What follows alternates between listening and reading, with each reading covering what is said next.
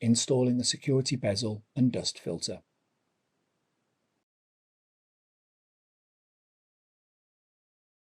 Insert the right side of the dust filter into the slot in the security bezel. Push the dust filter towards the security bezel until it clicks in place. Note: when installing a security bezel for the first time, the key needed to lock the security bezel is stored in the location now shown.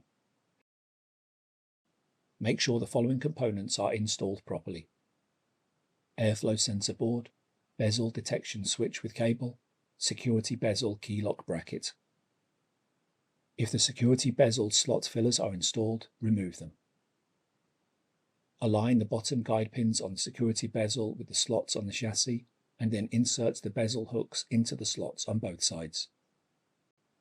Lock the security bezel with the key and store the key for future use.